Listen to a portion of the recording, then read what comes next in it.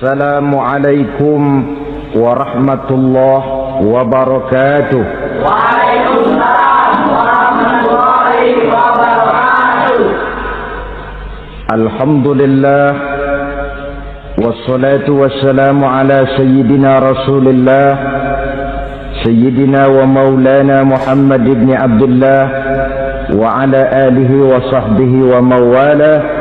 La haula wa la quwwata illa billah, amma ba'du. Bapak-bapak, ibu-ibu, saudara-saudara kaum muslimin rahimakumullah. Rukun padahal beda. Tetangga kena musibah, tengokin. Jangan tanya partainya apa.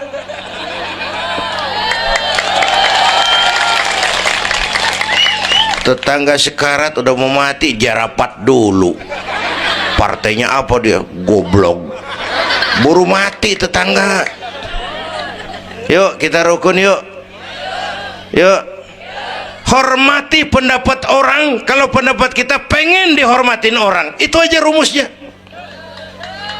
Bu, pernah waktu guru saya Ki Haji Dr. Idham Khalid meninggal dunia, saya ajak hadirin baca Fatihah. Selesai saya ke belakang, ada teman saya rada liberal nih, pengusaha, nemuin saya di belakang. Kiai, kenapa mas? Saya cuman pengen kepastian. Loh kenapa? Emangnya orang mati dibacain Fatihah pahalanya sampai? Saya bilang begini mas, ente kalau nggak percaya mati aja dulu dah, terpan gue bacain Fatihah, lu tungguin di sono. Kalau kagak nyampe balik lagi nggak apa. Yang kayak gitu diributin. Ada lagi teman saya, yang ini liberal bener nih, main silaturahmi ke rumah saya, aja ngobrol di depan rumah saya kan ada masjid. Nanya, Kiai, kenapa mas? Masjidnya bagus loh Kiai. Ya lumayan lah, masjid di kampung. Pakai beduk ya? Pakai. Bid'ah itu Kiai. Kata siapa? Katanya. Saya bilang lu baru ngaji bab katanya udah galak banget. Mas, itu mah begini, itu masjid itu beduk tuh bukan agama mas, itu budaya. Tanda masuk waktu beduk. Kalau manggil orang sholat itu Nabi ngajarin pakai azan. Tapi tanda masuk waktu pakai apa? Nabi nggak ngajarin. Nasrani pakai lonceng. Kita mau berekan juga boleh. Maghrib boleh kalau urat leher kenceng mah. Cuman kan Wali Songo dulu cerdas, mendingan pakai beduk dah, sekali pukul sekampung denger. Itu budaya bukan agama. Kalau budaya dianggap bid'ah, miskin kita nggak punya apa-apa. Lah motor juga bid'ah dong tuh, Nabi kagak pakai situ motor. Jual, beliin onta, aman dah tuh, nggak bid'ah dah. Ya, Bapak Ibu hadirin yang saya hormati, cari persamaan, jangan memperbesar perbedaan. Kita udah capek sama konflik.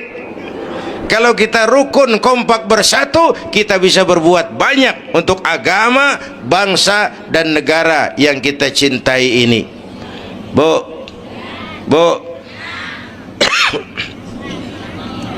rukun, beda boleh, marahan jangan ya. Ya, kayak tangan kanan sama tangan kiri nih. Kerjaan yang cakep-cakep, tangan kanan dia mana? Salaman kanan, tanda tangan kanan, ngitung duit kanan. Kiri nggak pernah marah ini. Dia mah sadar banget ini. Emang urusan gue bidang pembersihan aja dia lakonin. Cuman yang kanan sayang sama yang kiri. Kata kanan, sabar aja kiri, biar yang megang duit gue juga. Lu mah jangan takut, lu ntar pantu duit gue beliin jam tangan yang make lo. Rukun dia mah. Bu, ayo pesan yang kedua, jaga kesatuan, persatuan, kerukunan, kekompakan. Beda boleh, marahan jangan. Hormati pendapat orang kalau pendapat kita pengen dihormatin orang. Ya, dua dah tuh. Yang ketiga terakhir,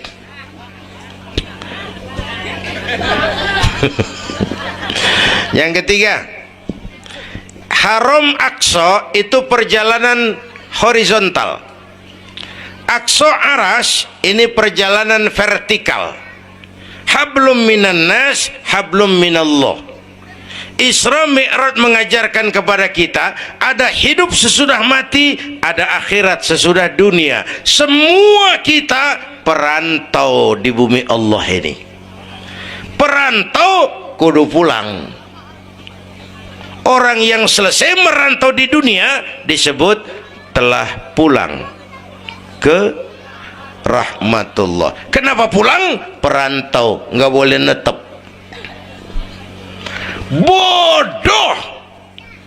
Bodoh, tahu bodoh? Goblok. Goblok, tahu goblok? Bahlul. Oh, Madid tuh. Terlanjur kaya. Bego. Nah, bego ngerti bego?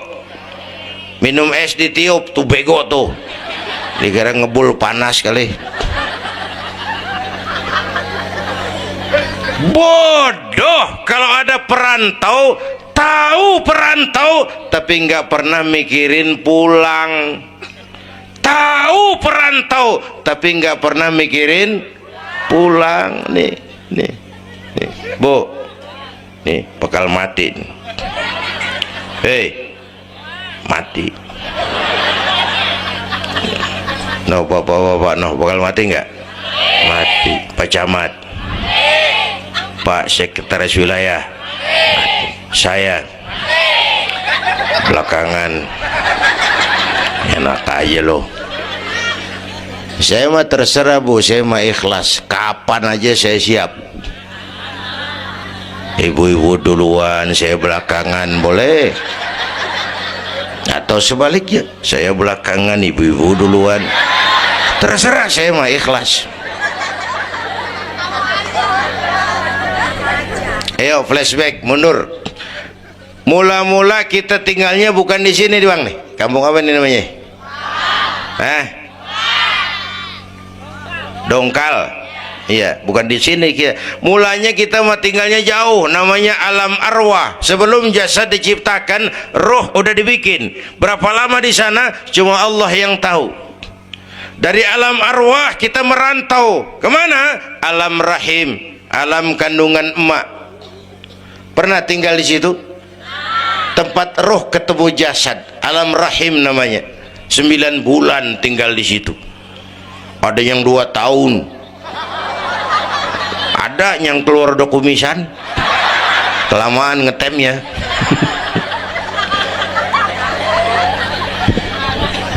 Buat anak-anak saya nih, remaja, pemuda, ayo bayangin mak kita, terutama yang udah nggak ada. Mak kita tuh semua harta kumpulin nggak sanggup nebus jasanya. Mak kita, makmu, makku, mak kita semua harta kumpulin nggak sanggup nebus jasa emak. Emak kita nih, dari mulai ngidamin kita udah kita seksa nih emak nih. Ya mak, dari ngidamin kita udah kita seksa, muntah tiap jam, nggak ada yang dikeluarin, yang dipengenin, yang kagak musim. Namanya orang ngidam kan keseksa lagi tuh, ya mak. Tengah malam pengen megang pala kereta, lu jorok lu, gue heran.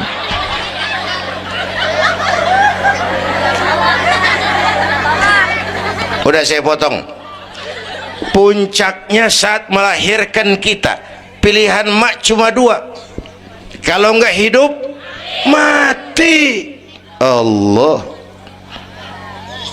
bagai ditarik kulit dari dagingnya, bersatu air mata, keringat dan darah, dilahirkan kita, menjerit kesakitan. Bapak mah bingung tapi kan ngerokok. Namanya pada modal. Menjerit kesakitan, bagi ditarik kulit dari dagingnya, air mata, keringat, darah jadi satu. Perih, pedih, menjerit. Ya mak, bayangin Pak, gimana nggak ngejerit, masuk 3 on keluar 3 kilo.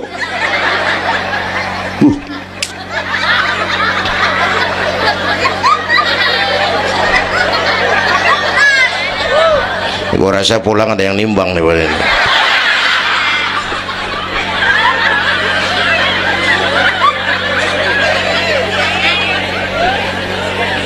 Udah, saya potong lagi. Begitu kita lahir sampai balik, apa kerjaan kita? Ngurangin kesenangan emak. Mau dibayar pakai apa nih? Tidurnya kurang, ya, lantaran jagain kita. Mak lagi makan enak-enak, kita di pangkuannya. Apa marah emak? Enggak, malah bilang, anak gua tainya cakep bener. Tai cakep, la haula wala quwwata.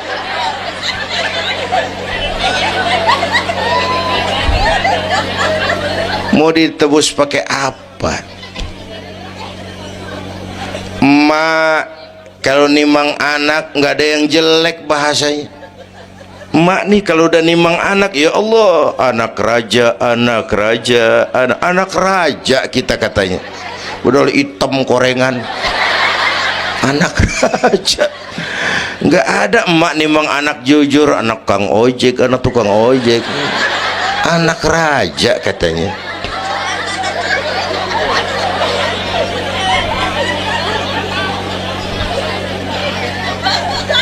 Maka emak bapak tuh keramat hidup. Kalau udah kurang ajar mama bapak, tutup buku aja dah, wassalam. Pantas waktu Rasul ditanya, ya Rasul, siapa orang yang paling harus saya taati di dunia? Ibumu. Setelah itu siapa lagi? Ibumu. Sesudah itu siapa lagi? Ibumu. Setelah itu siapa lagi? Bapakmu. Ibumu, ibumu, ibumu, bapakmu. Penghargaan kepada kaum ibu. Ibu 3 kali disebut. Bapak, bapak, ibu, bapak, satu bapak.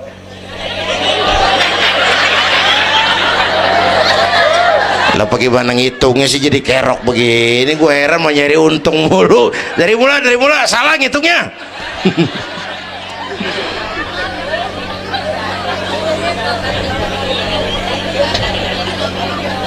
Oke, alam arwah, alam rahim. Dari alam rahim brol kita merantau lagi. Kemana? Sini nih, apa tadi namanya?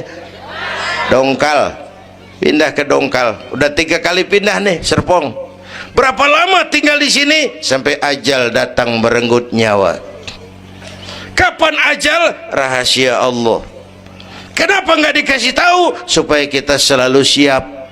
Maut mengacak. Kadang-kadang engkau nggak seger banget, cucu aja mati. Ya, muda, cantik, terkenal, mati. Nike Ardila, mati. Alda, mati. Belum lama Haji Mas Said, mati. Sampai sekarang mati. Malah aneh, jam 6 pagi sopirnya mati, jam 10 siang Mbah Suripnya mati. Sebelum mati dia pesan sama teman saya WS Rendra, Mas, saya kalau mati tolong dikubur di bengkel teater Depok, saya suka tempat itu. Monggo, kata Rendra, dikubur. Belum seminggu Rendranya mati. 1 bulan sebelum itu lebih dahsyat lagi, Michael Jackson mati. Ya, the king of pop, raja pop dunia mati. The king of pop, raja pop dunia mati. Apalagi penyanyi keroncong lebih mati lagi. Bu, pasti. Dan mati nggak pakai abjad. Kalau pakai abjad enak, gampang nunggu. Tahun ini yang mati A, tahun depan B, tahun berikutnya C, lalu D, terus F, lalu G, tahun depannya H, saya Z.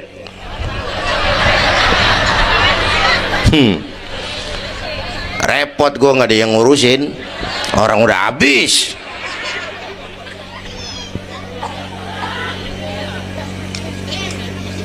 Takut mati pak, jangan hidup. Takut hidup pak, mati aja. Muslim berani hidup, nggak boleh takut mati. Kalau menurut contoh Nabi, beliau wafat umur 63 itu standar. Kalau nyontoh Nabi, jatah kita 63. Kalau malam ini kita sudah 50 tahun, tinggal 13. Waspada. Kalau malam ini kita sudah 62 tahun 11 bulan,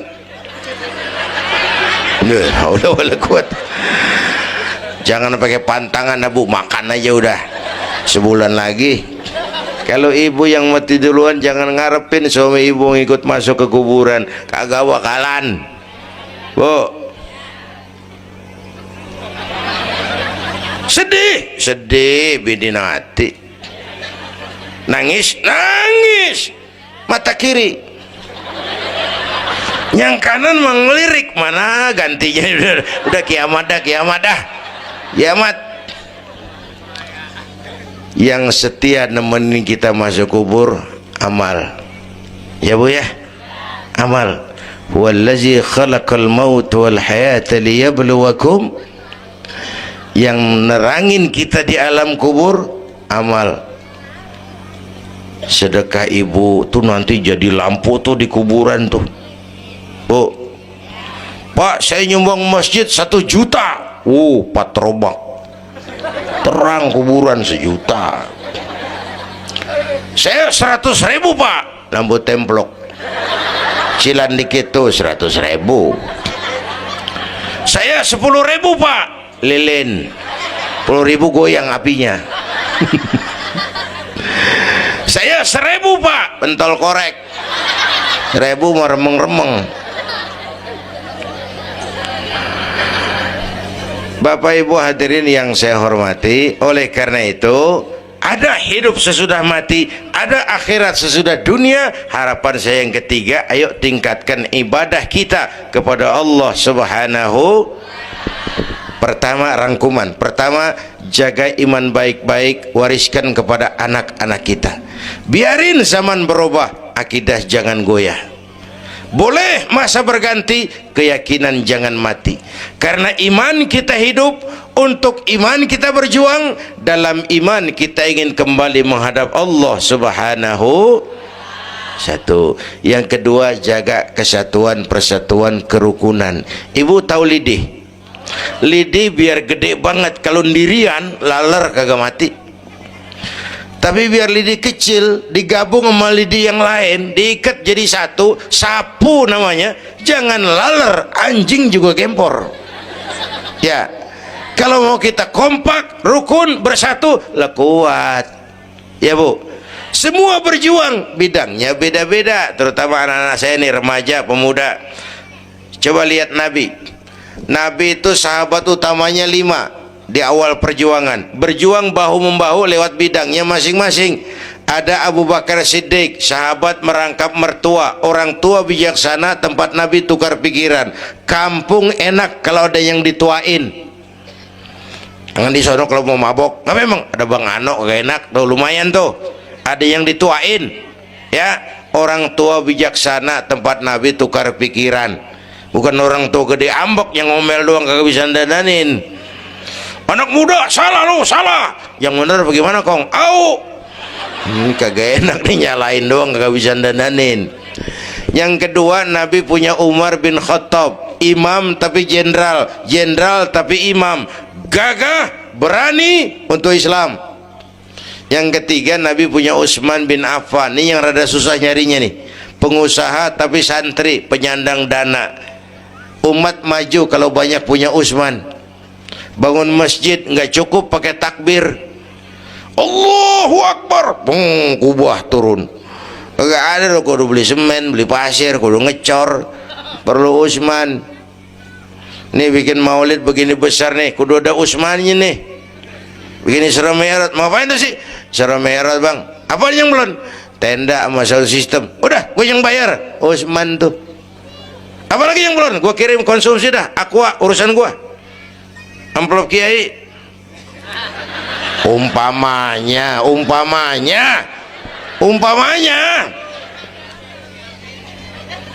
Kudu ada Usman bin Affan, penyandang dana. Selain manajemen, kita bisa bangun rumah sakit Islam, bersaing kalah sama Omni.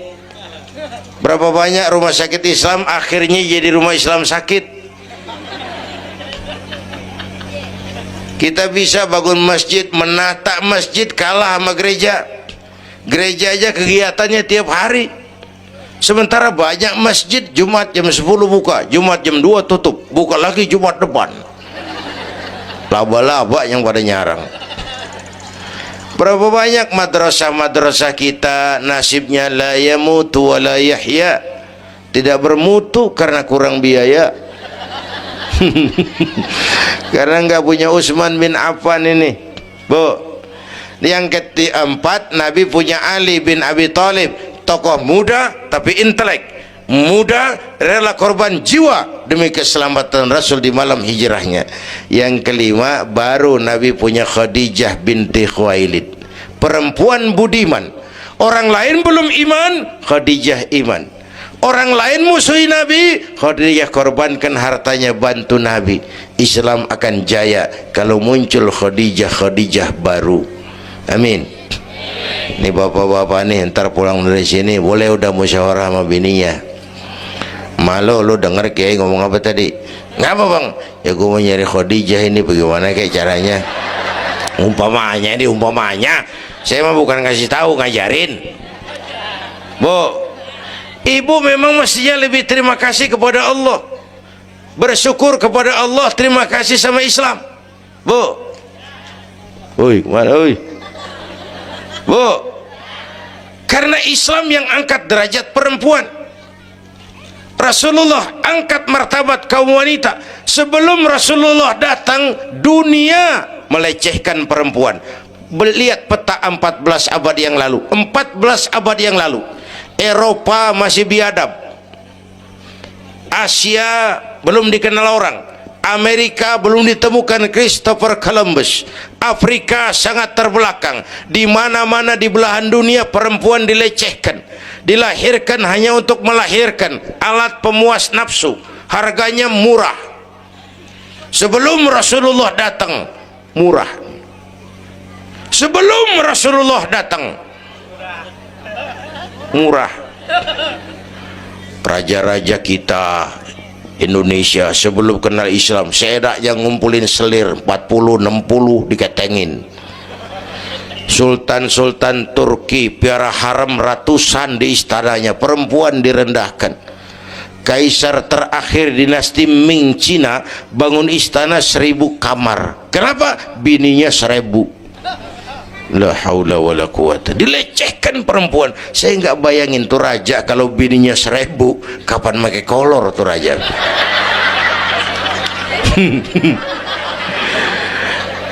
Pikirin, jangan dibayangin. Rasulullah terenyuh, an-nisa imadul bilad, perempuan tiang negara. Maka berjuang tuh harus saling bahu membahu, semua penting. Jangan yang satu merasa lebih hebat dari yang lain. Kalau senjata mah kita kudu punya golok, punya gergaji, punya pisau, punya silet, punya paku. Kapan makainya? Lihat musuhnya siapa. Yang lu hadepin apaan? Kumis bang, silet turunin. Lu belah sono ngadepin apa lu? Akar kayu nangka bang, kampak main. Tuh berjuang kudu begitu. Kita kan sering ambisi, emosi. Yang dihadapin kumis, kampak turun. Bibir bonggrak, urusan kagak beres. Ya, ya. Berani harus, nekat jangan. Ini anak-anak muda nih. Berani harus, nekat jangan. Berkorban, oke. Konyol, ntar dulu. Mati syahid, siap. Mati sangit, jangan. Hei, hei. Ayo kita rukun, kompak, bersatu. Itu pesan yang kedua. Yang ketiga, ada hidup sesudah mati, ada akhirat sesudah dunia. Tingkatkan ibadah kita kepada Allah Subhanahu.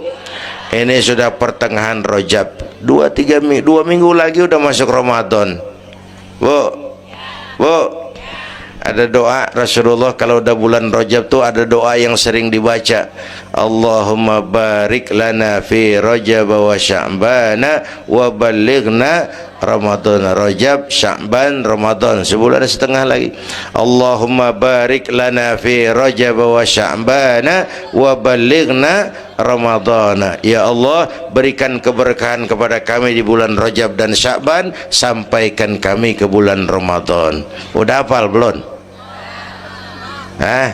Ayo saya ijazahin lafaznya. Bismillahirrahmanirrahim.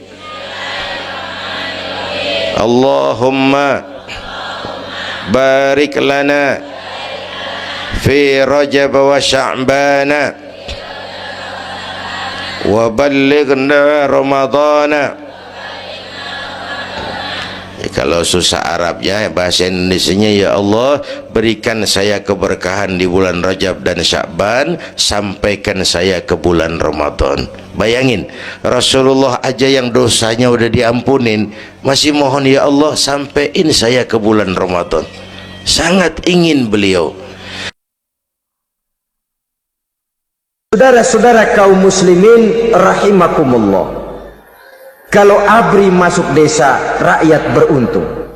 Kalau jaksa masuk desa, rakyat bahagia. Kalau koran masuk desa, rakyat ikut jadi cerdas. Tapi kalau judi masuk desa, rakyat kiamat. Pembangunan akan terbengkalai, roda perekonomian akan lesu.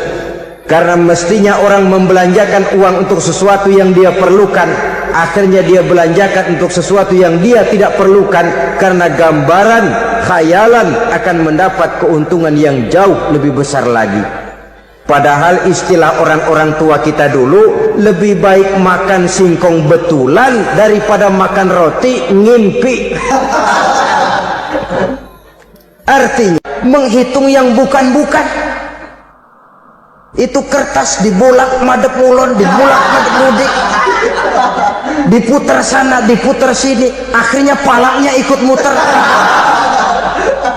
Kira-kira apa yang cocok? Masih belum puas, kertas dilihat, orang gila ditanyain. Sudah tahu waras, orang gila yang ditanya.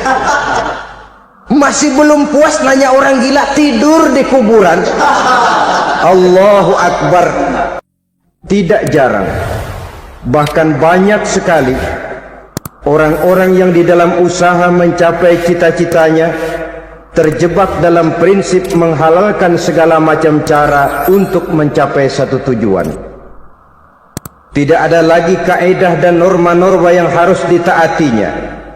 Ia tidak peduli dengan halal dan haram. Ia tidak kenal hak dan batil. Ia tidak tahu mana yang boleh dan mana yang tidak boleh. Segala cara dilaksanakan asal tujuan tercapai. Maka lahirlah orang-orang yang mengambil jalan pintas dan potong kompas dalam usaha mencapai apa yang menjadi cita-cita dan tujuan dalam kehidupannya. Begitulah kita lihat dalam kehidupan ini. Yang di bawah ingin cepat naik ke atas, sementara yang di atas bertahan tidak mau turun dari tahta dan singgasananya. Maka terjadilah benturan-benturan nilai dan kepentingan. Terbentuklah klik, klan, grup, dan sindikat-sindikat yang menyerupai mafia, di mana nilai objektivitas sudah sangat sulit ditemukan. Yang celakanya lagi, lahirlah budaya jilat-menjilat, upeti, dan lain sebagainya, asal tujuan bisa tercapai. Sementara itu yang miskin ingin cepat menjadi kaya, sedang yang kaya ingin menjadi lebih kaya lagi. Kalau boleh tidak hanya sekedar dia saja yang kaya, anaknya harus kaya, cucunya tidak boleh miskin dan kere, bahkan cucu daripada cucunya pun harus jadi orang-orang kaya. Ini keinginan yang wajar. Setiap orang tua tentu tidak ingin meninggalkan anak cucunya dalam keadaan miskin dan terlunta-lunta. Yang tidak wajar kalau keinginan itu membuat orang lalu menghalalkan segala macam cara, menyalahgunakan fasilitas yang dimilikinya, apalagi kalau dia berada dalam satu posisi di mana seharusnya dia memberikan contoh dan keteladanan. Maka akibatnya timbullah krisis wibawa, yang dari krisis wibawa ini mengendorlah disiplin. Sesungguhnya orang lalai, orang tidak mau berdisiplin karena di mukanya, di matanya, dalam pandangannya tidak ada lagi orang yang dianggapnya berwibawa. Dan wibawa itu hilang oleh karena orang merasa tidak ada keteladanan yang patut dijadikan contoh dalam kehidupannya. Inilah sesuatu yang kurang dirasakan di zaman kita sekarang ini.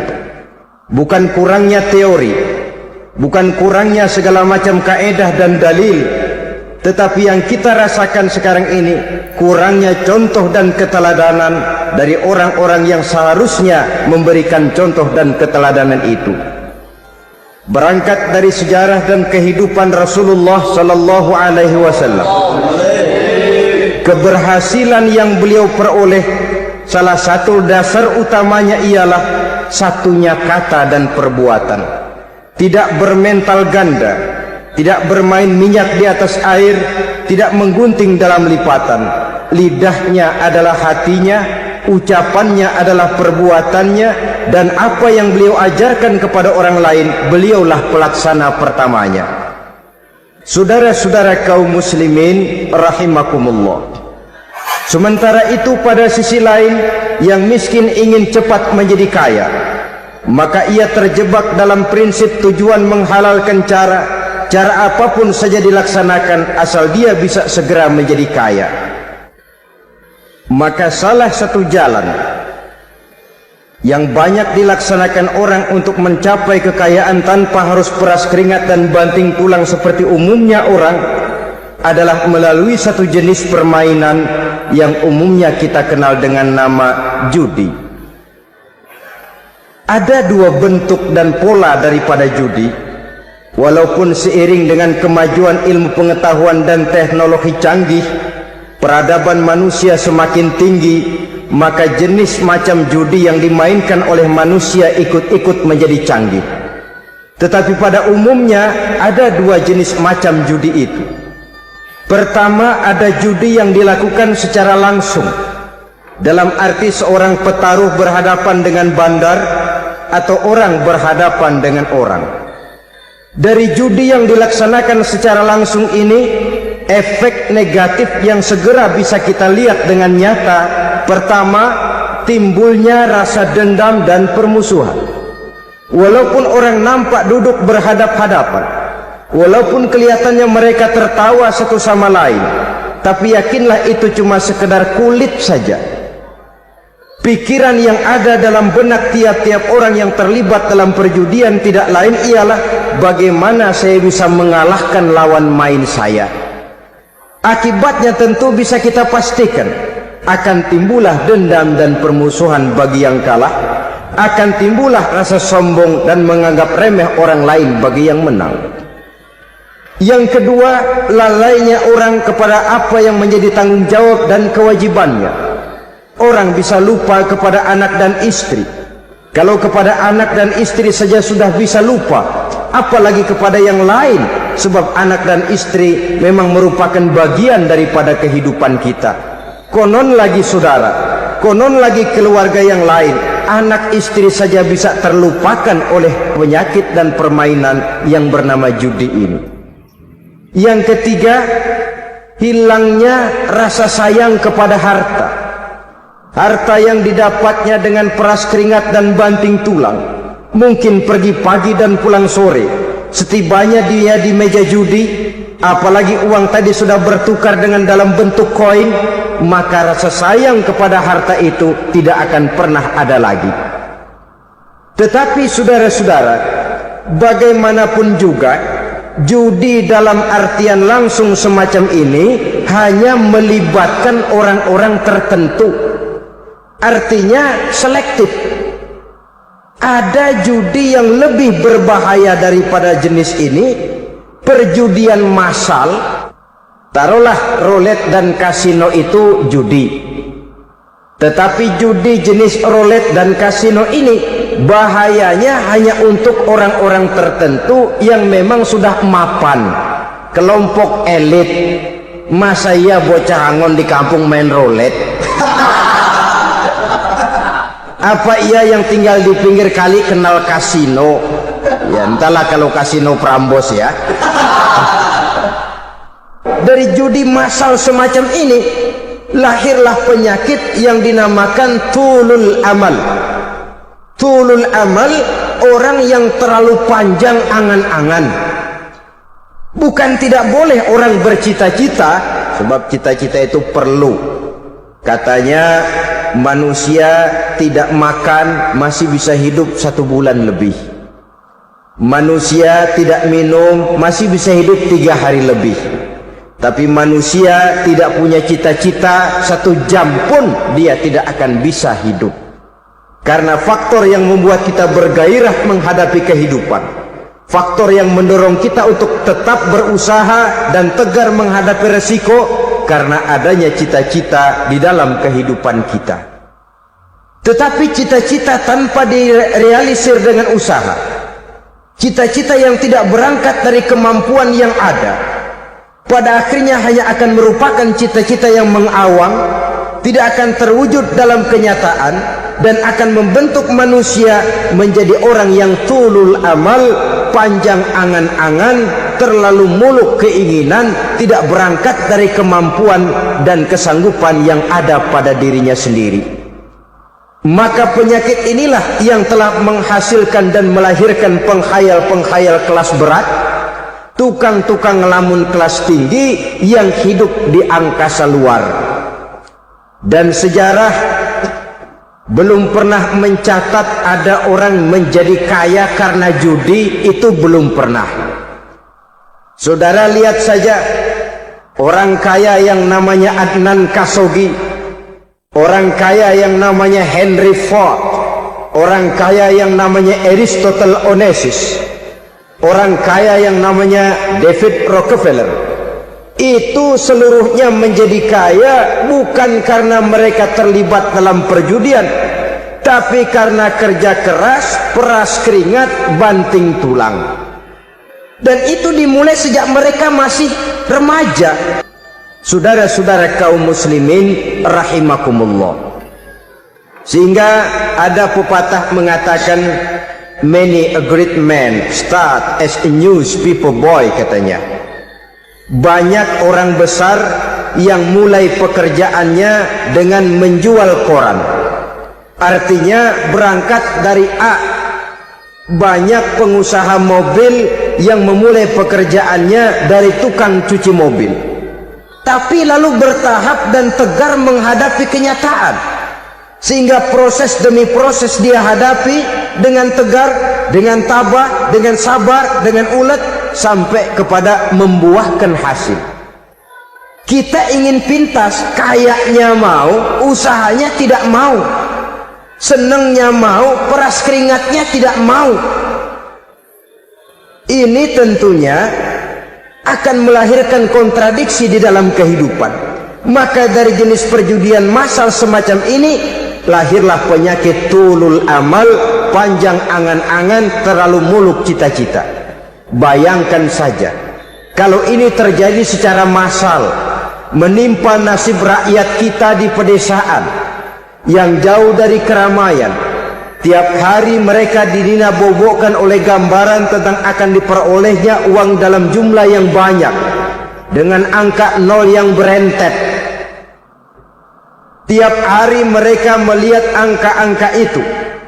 Mereka lambat laun akan terseret dalam arus tulul amal ini. Panjang angan-angan, muluk cita-cita, hanya dengan mengandalkan meja perjudian. Akibatnya timbul penyakit yang kedua, yang ketiga, yaitu malas berusaha. Orang kalau sudah terlalu asik berkhayal, menghitung bintang di langit, malas berusaha. Kalau ada temannya kerja jadi buruh kasar, bawa hasil yang merupakan jerih payah dan peras keringat dia, 1 minggu bergaji 10-15 ribu, diketawain. Apaan gaji lu 10 ribu 15 ribu, entar gua nih kalau ketembus 100 juta entar. Yang 10 ribu dan 15 ribu keringat orang itu dihina, itu dicela, tetapi dia selalu menghitung, entar nih gua, entarnya wallahu a'lam. Saudara hadirin yang saya muliakan, timbullah sikap malas, padahal di tengah negara sedang membangun di berbagai bidang kehidupan. Maka sifat malas ini merupakan musuh kita, baik mengejar kemiskinan, baik mengejar kebodohan dan keterbelakangan kita di sektor-sektor lainnya. Alangkah akan terganggunya roda pembangunan di negara kita ini jikalau sebagian besar rakyat dihinggapi oleh penyakit malas, yang malas ini dilatar belakangi oleh penyakit tulul amal, terlalu muluk angan-angan, yang angan-angan ini dininabobokan oleh keinginan untuk mendapatkan untung yang besar tanpa peras keringat dan banting tulang. Sasaran yang lebih jauh, dan ini yang paling kita khawatirkan, hancurnya kubu-kubu pertahanan moral daripada bangsa kita. Kita sependapat bahwa lebih penting daripada membangun jembatan adalah membangun manusia yang membangun jembatan. Bahwa lebih penting daripada mengaspal jalan raya adalah membangun mental manusia yang melaksanakan pengaspalan itu. Dengan kata lain, membangun dan mempersiapkan manusia pembangunan. Tanpa itu, maka saya merasa khawatir kalau nanti kita tidak akan sampai kepada target yang kita harapkan oleh karena kandas di tengah jalan. Saudara-saudara kaum muslimin rahimakumullah, Islam sebagai agama yang mengajarkan manusia untuk berusaha dan mengeluarkan segala kemampuan untuk melaksanakan segala usahanya itu, sangat membenci sifat malas, sangat membenci sifat tulul amal atau panjang angan-angan. Dan oleh karena judi melahirkan dua sifat itu, Islam sangat menganjurkan pengikutnya untuk menjauhi segala macam jenis perjudian, baik yang terang-terangan maupun yang dilakukan secara samar-samar, tidak ketara, judi canggih sesuai dengan canggihnya teknologi daripada manusia itu sendiri. Ini adalah penyakit yang meracuni masyarakat manusia dari sejak berpribadi, bertetangga, berumah tangga, sampai kepada berbangsa dan bernegara. Dan kasus-kasus yang timbul sudah cukup banyak, yang tidak mungkin lagi kita katakan hanya sekedar bersifat kasuistis, bersifat kasus-kasus kecil saja. Sebelum riaknya naik ke permukaan, marilah kita membuat benteng untuk masing-masing pribadi muslim memelihara dan menjaga diri, jangan terseret dalam permainan yang bernama judi, apapun bentuknya, bagaimanapun cara dan ragamnya, karena jelas bahayanya lebih besar daripada manfaatnya. Taruhlah kita barangkali kemarin-marin hanyut dalam arus perjudian, tetapi hendaknya kita bisa mengambil pelajaran bahwa seorang mukmin adalah seorang yang apabila dia melakukan kesalahan, dia segera sadar, dijadikannya pelajaran untuk tidak diulanginya lagi pada masa-masa yang akan datang. Dengan sikap semacam itu, kita tidak lagi akan mengulangi kesalahan-kesalahan lama, dan grafik kehidupan kita dari hari ke hari akan makin menunjukkan hal-hal yang baik dan positif adanya. Saudara-saudara kaum muslimin rahimakumullah, kalau ABRI masuk desa, rakyat beruntung. Kalau jaksa masuk desa, rakyat bahagia. Kalau koran masuk desa, rakyat ikut jadi cerdas. Tapi kalau judi masuk desa, rakyat kiamat. pembangunan akan terbengkalai, roda perekonomian akan lesu. Karena mestinya orang membelanjakan uang untuk sesuatu yang dia perlukan, akhirnya dia belanjakan untuk sesuatu yang dia tidak perlukan, karena gambaran, khayalan akan mendapat keuntungan yang jauh lebih besar lagi. Padahal istilah orang-orang tua kita dulu, lebih baik makan singkong betulan daripada makan roti ngimpi. Artinya uang yang 1.000-2.000 rupiah itu lebih baik dibelikan beras, dimasak, makan bersama anak dan istri, terasa nikmat dan halalnya, ketimbang beli kertas lalu ngelamun, menghayal, menghitung yang bukan-bukan. Itu kertas dibolak madep mulon, dibolak madep mudik, diputar sana, diputar sini, akhirnya palanya ikut muter. Kira-kira apa yang cocok? Masih belum puas, kertas dilihat, orang gila ditanyain. Sudah tahu waras, orang gila yang ditanya. Masih belum puas, nanya orang gila, tidur di kuburan. Allahu Akbar. Padahal di rumahnya tempat tidurnya empuk, anget, nggak ada nyamuk. Kuburan, tidur di kuburan. Dampak-dampak negatif yang semacam ini pada gilirannya mau atau tidak mau akan menyeberang kepada garis akidah, membahayakan dan mengancam nilai-nilai tauhid yang kita miliki. Sudah kertas dibolak-balik, tidak puas, orang gila ditanya. Orang gila ditanya belum maram, tidur di kuburan. Barangkali ada bisikan. Saudara hadirin yang saya muliakan, memang walaupun wahyu sudah berhenti, tapi Allah masih memberikan ilham kepada hamba-hambanya yang dikehendakinya.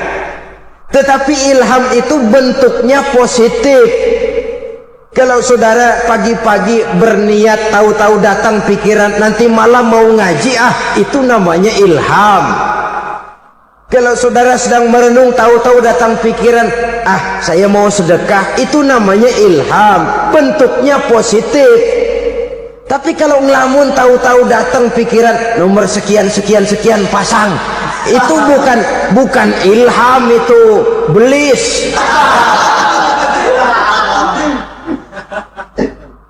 Saudara hadirin yang saya muliakan, tidak puas tidur di kuburan, cari yang lebih paten lagi, dukun ditanya.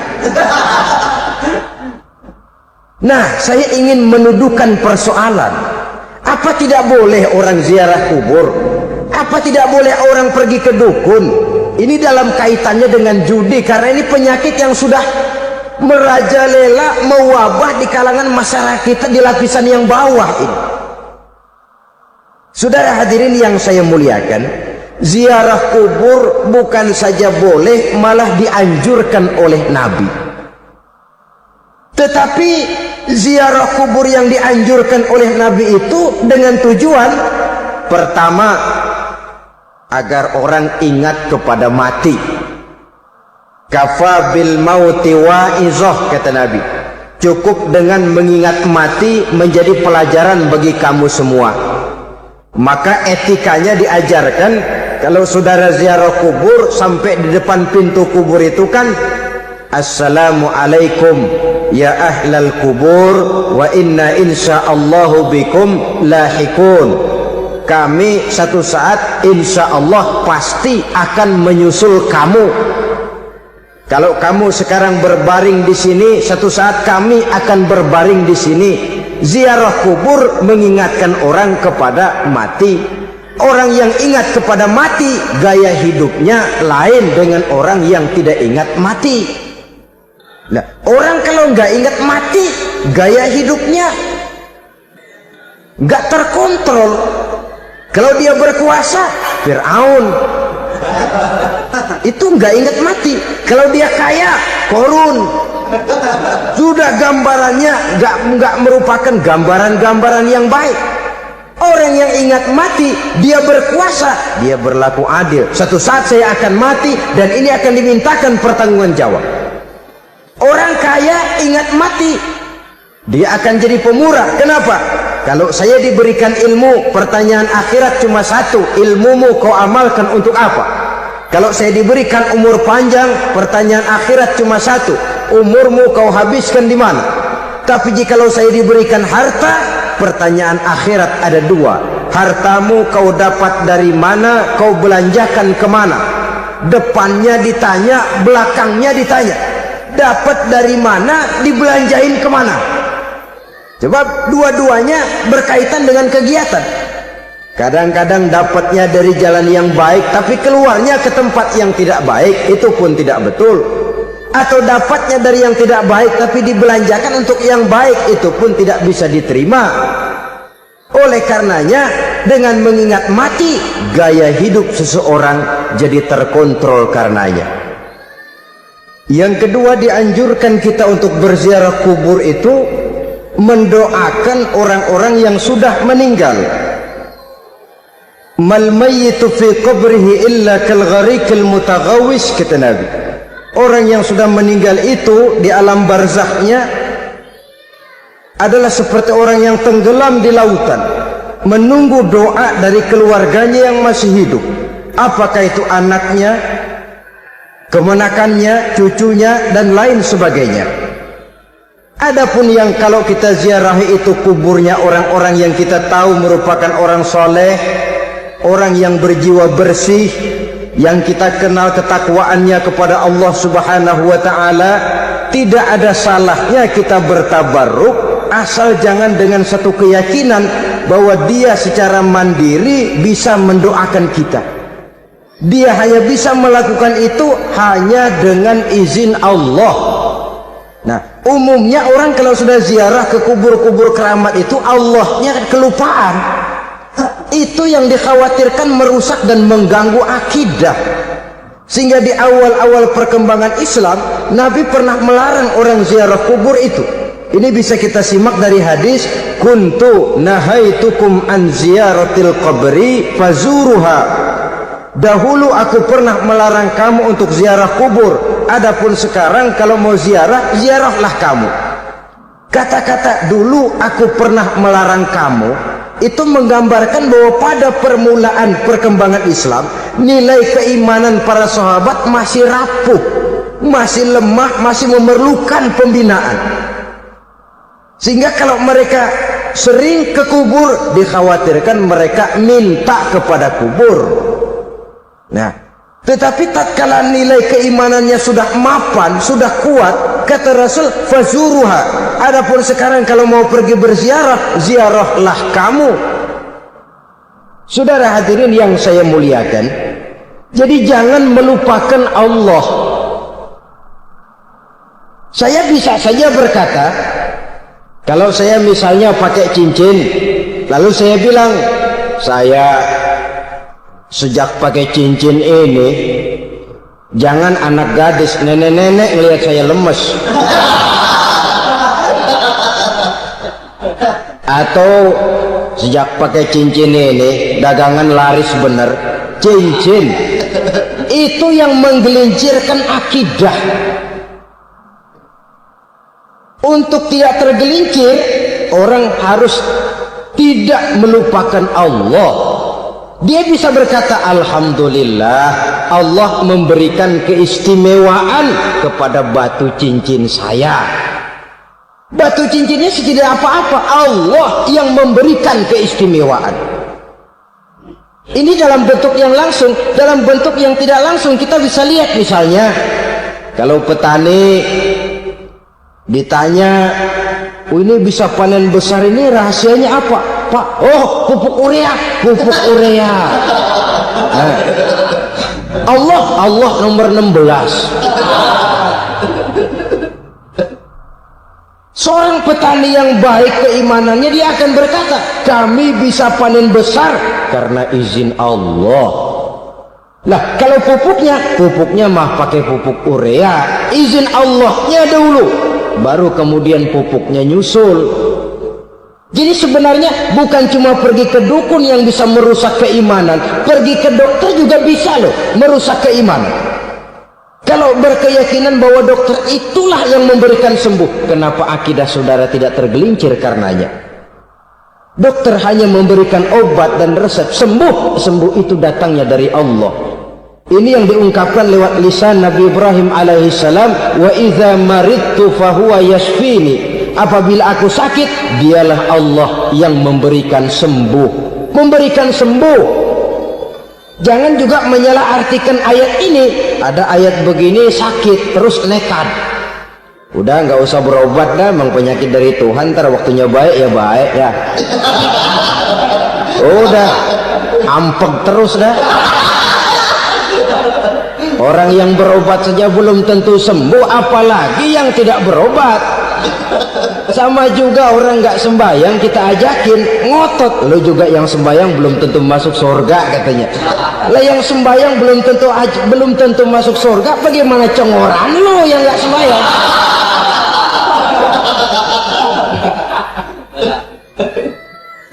Saudara hadirin yang saya muliakan, kaum muslimin yang berbahagia. Jadi dengan demikian, maka jangan menghilangkan Allah. Kita, ajaran pokok dalam Islam adalah ajaran tentang tauhid. Nah, tauhid ini menyangkut mengesahkan Allah, baik di dalam zatnya, baik di dalam sifatnya, baik di dalam perbuatannya, baik di dalam beribadah kepadanya. Tauhid dalam ibadah itu ada. Tauhid dalam zat artinya zat Allah itu tidak tersusun, tidak terdiri dari bagian-bagian yang bisa dipecah-pecah. Ya seperti kita ini kan ada kepala, ada kaki, ada tangan. Allah tidak tersusun zatnya dari bagian-bagian. Esa zatnya tidak bisa dibagi-bagi. Esa sifatnya artinya Allah itu sifatnya tidak pernah berubah. Sejak dahulu sampai sekarang Allah itu cinta kepada orang beriman yang melakukan kebaikan, dan Allah benci kepada orang kufur yang melakukan kejahatan. Mustahil satu saat Allah berubah. Orang kufur yang berbuat kejahatan didemenin, orang mukmin yang berbuat kebaikan dikeselin. Misalnya tahun 2000 Tuhan giliran jengkel sama orang mukmin. Itu mustahil. Dia esa di dalam sifatnya.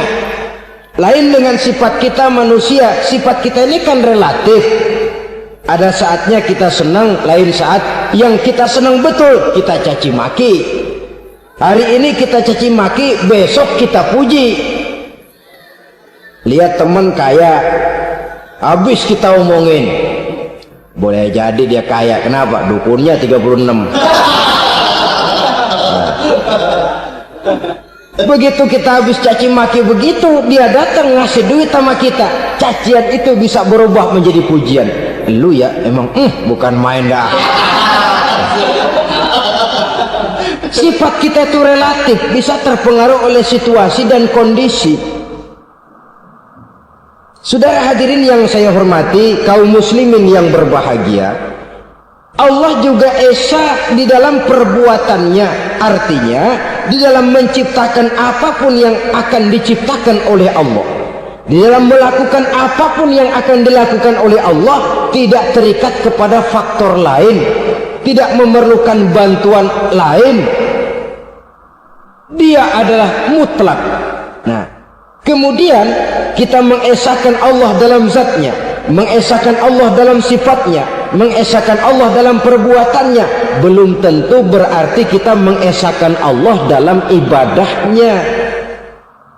Sebab banyak orang yang yakin betul Allah itu esa, teguh dengan pendiriannya. Tuhan lu siapa? Allah. Allah bagaimana? Esa. Bagaimana kalau dua? Kagak. Tiga? Enggak. Mantap. Soal tahlil paten. Tapi dalam ibadah kadang-kadang dia tidak mentauhidkan Allah. Ini makna wa ma umiru illa liya'budullaha mukhlisin.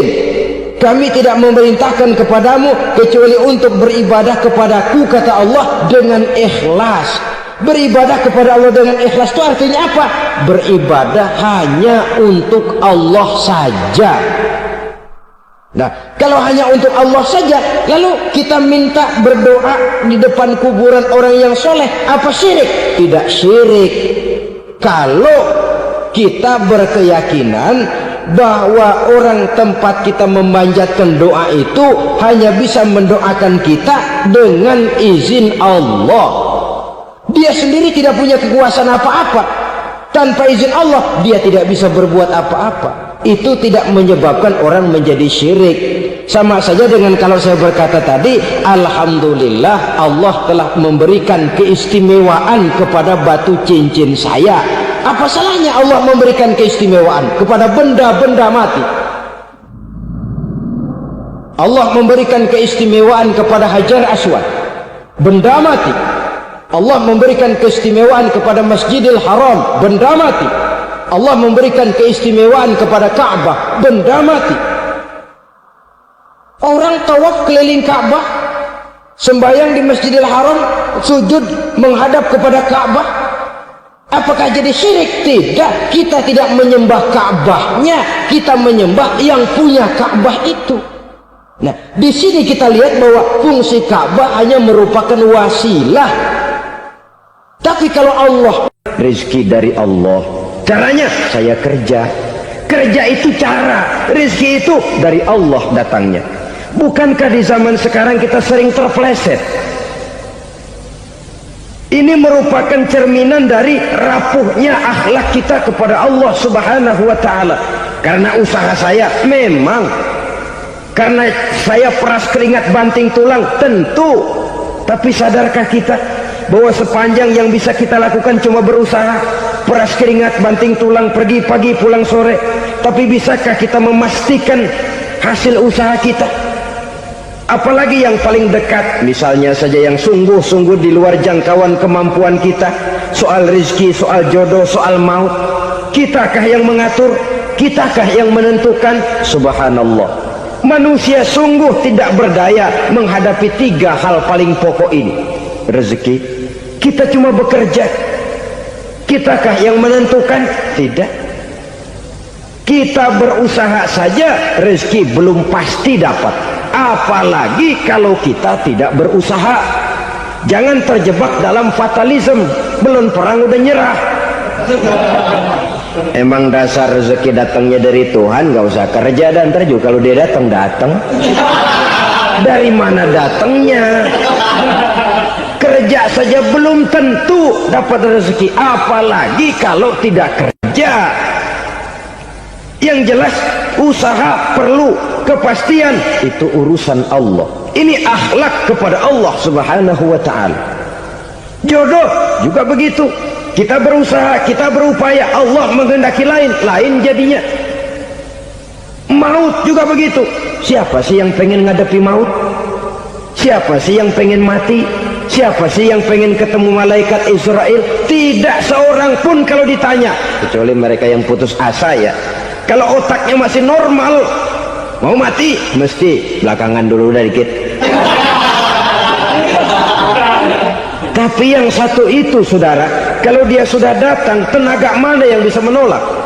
Kalau dia sudah berkunjung, kekuatan mana yang bisa menghindar? Kalau dia sudah ingin bertemu, kemana kita bisa melarikan diri? Manusia sepanjang yang dia lakukan hanya berusaha, tapi kepastian, ketentuan dari Allah Subhanahu wa taala. Orang yang kufur nikmat, nutupin Allah. Dia merasa rezekinya adalah mutlak peras keringatnya, seolah-olah Allah nggak punya peranan apa-apa di situ. Oh, ini kan saya bisa rumah begini karena saya kerja keras. Oh, ini mobil saya begini saya kerja keras. Peras keringat, banting tulang, keras.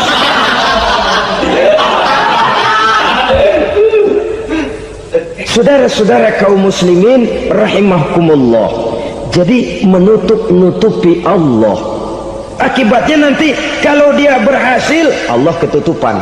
Kalau dia gagal, orang lain dicaci maki, dicari kambing hitam. Kalau kambing hitam kan mahal, karena orang sering cari-cari kambing hitam. Jarang orang mau jujur kalau bertemu kesulitan lalu mencari sebab pada dirinya sendiri. Yang paling enak ya nyalain orang. Lo begitu. yang paling enak kita salahin. Au ya'malu fi mukhalafatil mun'im, atau dia melakukan sesuatu yang tidak sesuai dengan kehendak yang memberikannya nikmat. Diberikan kita tangan, mulut sih nggak berhenti, terima kasih Tuhan, alhamdulillah saya dikasih tangan. Cuma nih tangan enteng mak nabokin orang mulu. Itu sudah mukhalafatul mun'im, bertentangan dengan kehendak yang memberikan nikmat. Diberikan harta, mulutnya mah basah, terima kasih Tuhan, alhamdulillah dikasih harta, tapi pelitnya minta ampun, kikir koret medit. Ini juga termasuk kufur nikmat, mempergunakan suatu nikmat bertentangan dengan kehendak daripada yang memberikan nikmat itu sendiri. Saudara-saudara kaum muslimin rahimakumullah, oleh karenanya kufur iman memang lebih bahaya daripada kufur nikmat. Tapi jangan lupa, kufur nikmat bisa menyeret orang kepada kufur iman.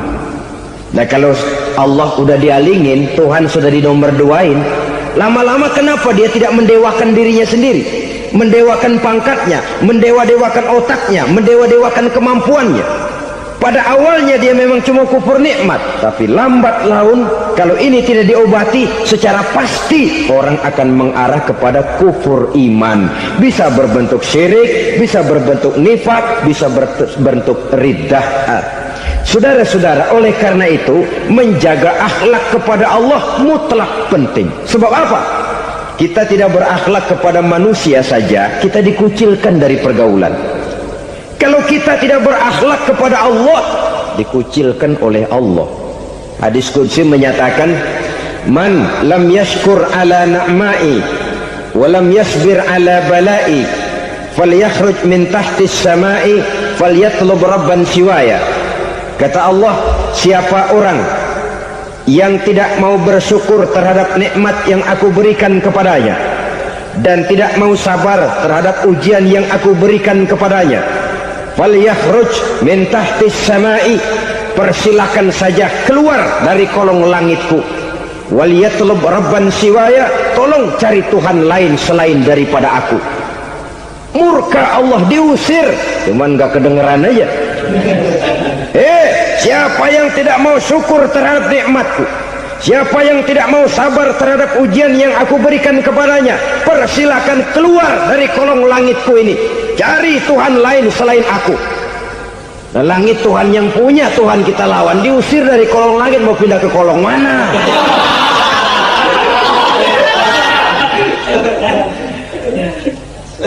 Jadi jangan merasa kufur nikmat kan enteng. Iya, kelihatannya begitu, tidak sebahaya kufur iman. Tapi kufur nikmat ini merupakan anak tangga yang kalau kita sudah mulai naik, kita akan naik terus sampai kepada tingkat di mana kita mengalami kufur iman. Kalau sudah ke sana, maka akhlak kita kepada Allah terkenalah erosi, terkena polusi, hancur akhlak kepada Allah, dan itulah sumber kesengsaraan abadi. Kalau cuma kita tidak berakhlak kepada manusia, barangkali resikonya cuma kehidupan di dunia ini. Mungkin juga ada kehidupan akhirat. Tapi kalau sudah tidak berakhlak kepada Allah, dunia akhirat kita rugi dan celaka. Maka pada kesempatan ini saya mengajak, marilah jaga baik-baik akhlak kita kepada Allah. Satu kali kita bertauhid, sampai mati kita bertauhid. Satu kali la ilaha illallah, jangan tergelincir lagi kita keluar daripada kalimat itu. Satu kali kita bertuhankan Allah, jangan bertuhan yang lain selain daripada Allah. Jangan sekutukan Allah, jangan samakan Allah dengan sesuatu, jangan mengangkat yang lain sama agungnya dengan Allah.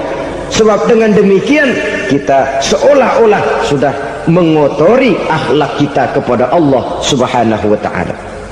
Ini berat saudara-saudara, ini tidak ringan.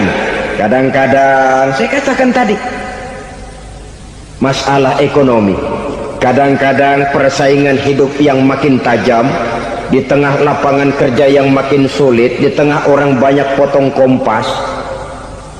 Kalau berpatokan kepada nilai tauhid, la ilaha illallah, Tidak ada Tuhan selain Allah, maka saya tidak akan takut kecuali hanya kepada Allah.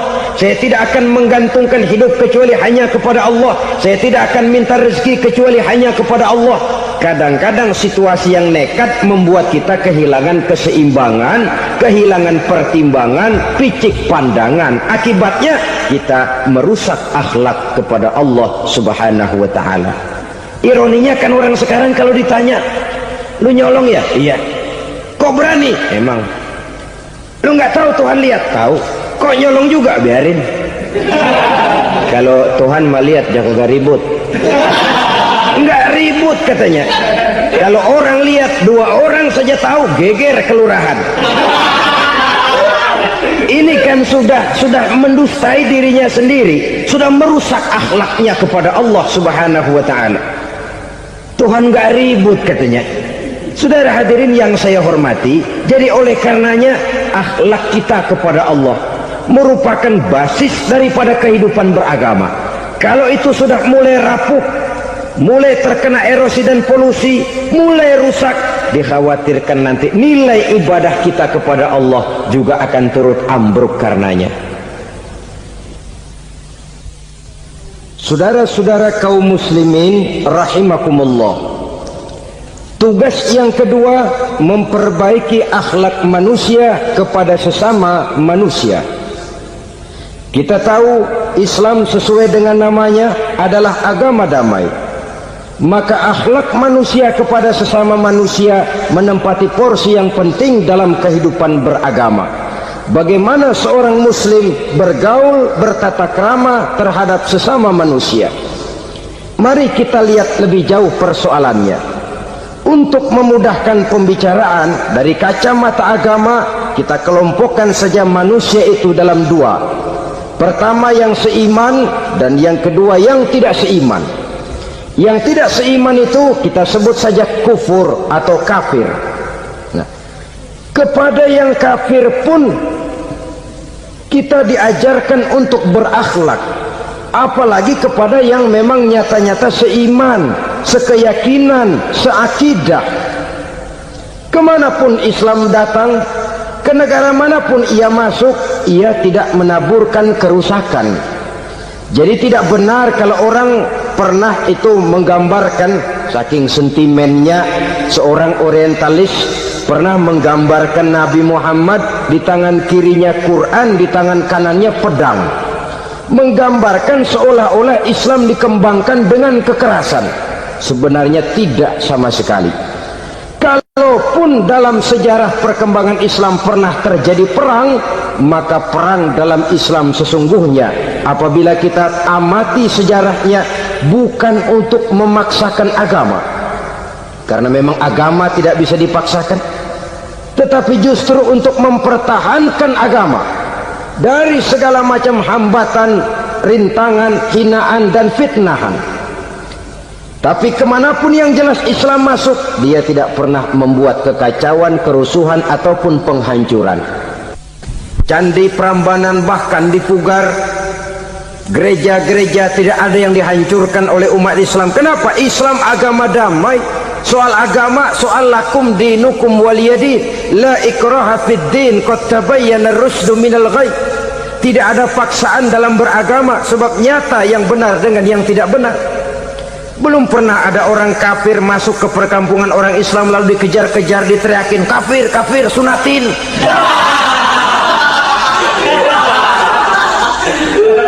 Belum pernah. Kenapa? Islam menghormati orang lain agama. Nah, yang kafir ini macam-macam saudara.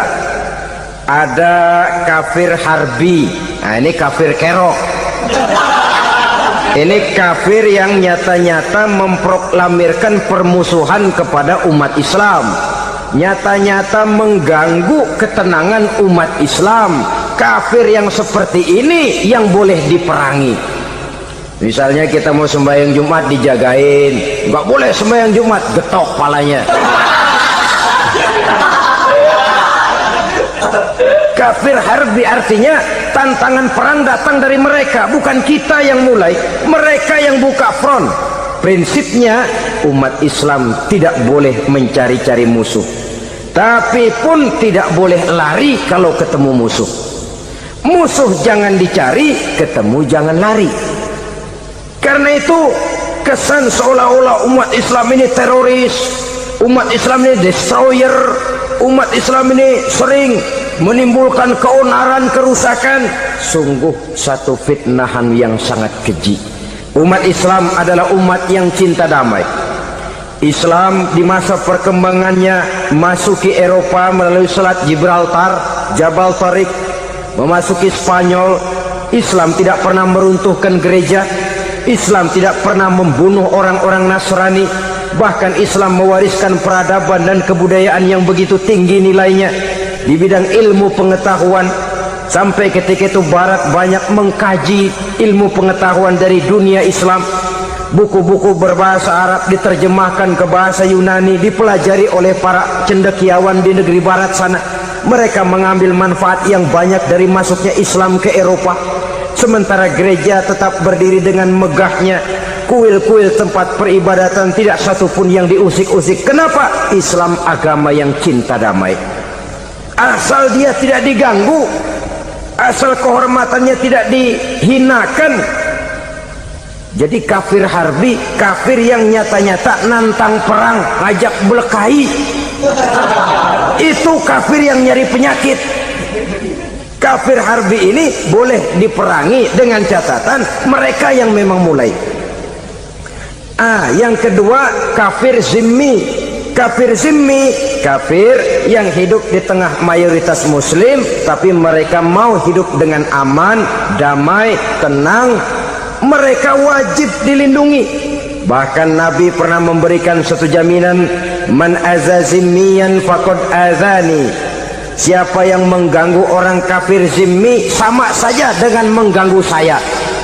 Kehormatannya dijaga, harta bendanya dilindungi, anak istrinya pun dilindungi. Dan ini jadi kenyataan. Saudara bisa lihat di negara-negara yang mayoritas penduduknya beragama Islam, orang-orang kafir di luar Islam hidup dengan tenang, aman, damai.